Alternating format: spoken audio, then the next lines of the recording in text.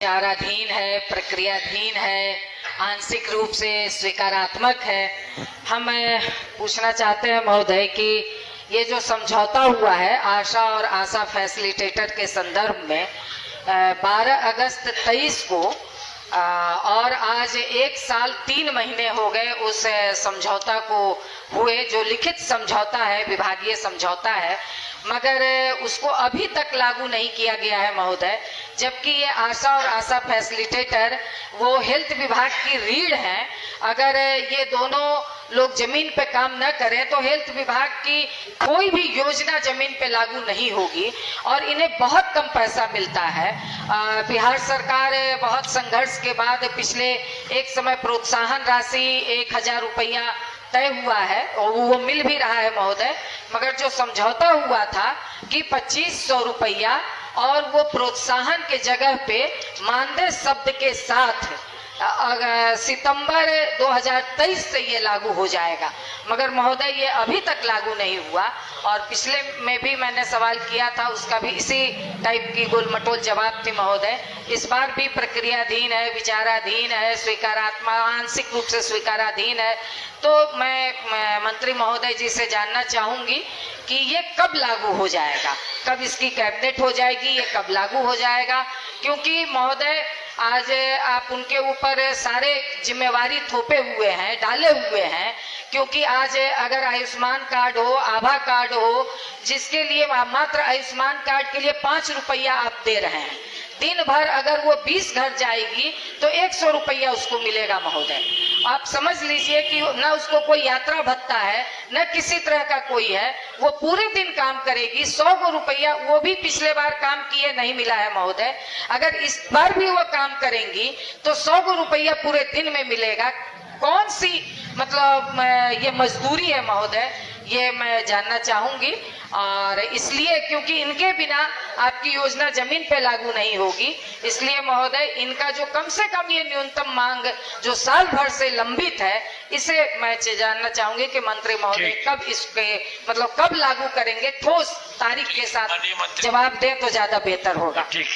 शिक्षकों को का वेतन 6 महीने से रुका हुआ है। उन लोग विभाग ने उत्तर दिया है कि वे सामूहिक अवकाश पर गए थे।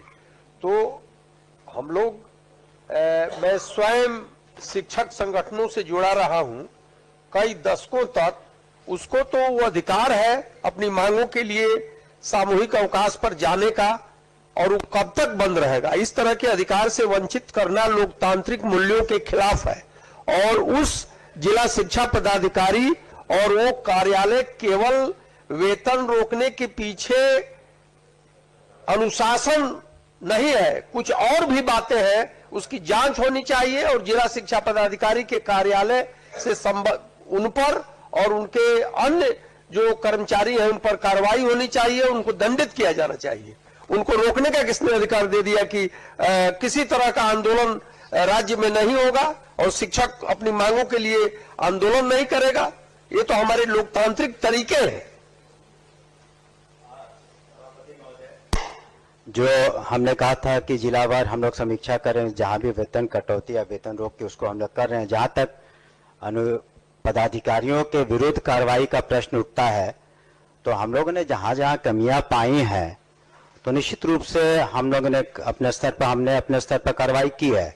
मैंने सदन को पहले भी बताया कि गोपालगंज जिले में, उसके बाद किशनगंज जिले में और 2 दिन पहले दरभंगा जिले में जो डिस्ट्रिक्ट एजुकेशन ऑफिसर थे, जो खामियां हमने पाई और बहुत ज़्यादा अनियमितताएं थी और वहाँ के जो डीपीओ थे, तो उन लोगों को हम लोगों ने निलंबित भी किया है।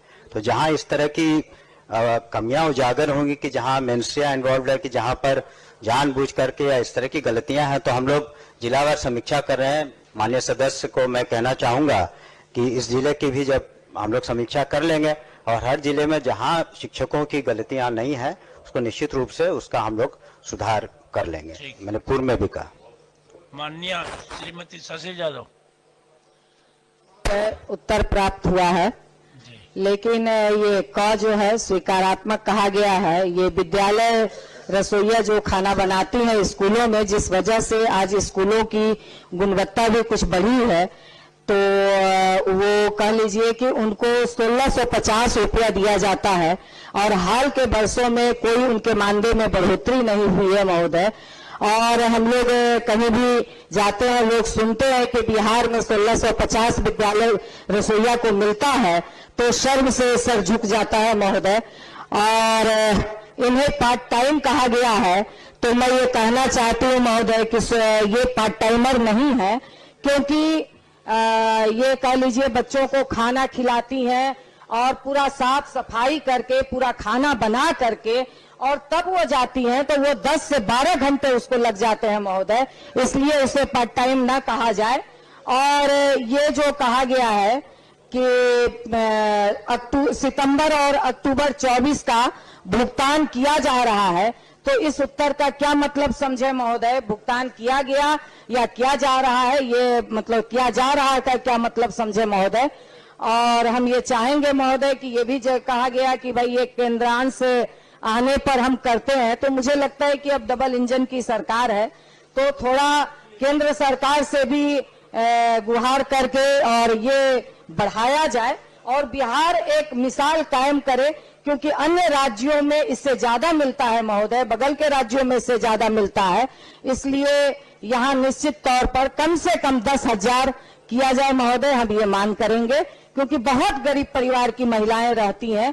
अगर आप देख लीजिए कि जो घरों में घरेलू कामगार महिलाएं रहती हैं, वो भी अगर खाना बनाती हैं तो आप कहीं से भी 5 से 7 हजार रुपया देते हैं, और ये स्कूल में इतना बड़ा योगदान दे रही हैं और सबसे गरीब परिवार की महिलाएं हैं। इसलिए महोदय इस पर थोड़ा विशेष ध्यान दिया जाए और बिहार में एक मिसाल कायम किया जाए। सभापति महोदय, माननीय सदस्य ने जो अपनी बातें कही हैं उन्हें ग्रहण करते हैं। दूसरी बात कि माननीय मुख्यमंत्री जी के नेतृत्व में सरकार संवेदनशील है। उन्होंने रसोइया के बारे में कहा, हम लोग उस पर विचार करेंगे, लेकिन उनको साथ साथ ये भी पूरा बिहार जानता है कि किस तरह से माननीय मुख्यमंत्री ने जो तालीमी मरकज है उनका 11,000 से 22,000, शिक्षा मित्र है उनका 12,000 से 23-24,000, और किस तरीके से जो टोला सेवक हैं ताकि दलित बच्चों को भी उनको स्कूल में लाया जाए 12,000 से 24,000, इसी सरकार ने किया है। तो सरकार तो बिल्कुल संवेदनशील है कि जहां तक प्रश्न है बच्चों को स्कूल तक लाने का, और इसी वजह से सरकार के इन सब प्रयासों की वजह से जहां ड्रॉप आउट 12% से ज्यादा था, आज 1% से कम है। अन्य योजनाएं भी हैं और निश्चित रूप से जो माननीय सदस्य की चिंता है हम लोग भी उससे अवगत हैं और उस पर हम लोग संवेदनशील रुख निश्चित रूप से अपनाएंगे। बजट को भी हम लोग को ध्यान में रखना होता है। शुक्रिया महोदय एक बस महोदय महिला का सवाल है महोदय, बस ये बिल्कुल आपने उन सारे लोगों का किया है, तो इनको भी जो सबसे कम आप दे रहे हैं उनको 11,000 दे रहे थे, किया है वो अच्छी बात है, मगर 1650 रुपया आप दे रहे हैं इनको, तो इनका भी किया जाए। और 10 महीने का मिलता है महोदय, कम से कम इनको 12 महीने का किया जाए, ये हम जरूर मांग करेंगे। 10 महीने का आप देते हैं, जबकि स्कूल शिक्षकों को आप 12 महीना का देते हैं, तमाम कर्मचारियों को आप 12 महीना का देते हैं, तो इनको क्यों 10 महीने का देते हैं? इसलिए इनका भी 12 महीना किया जाए महोदय।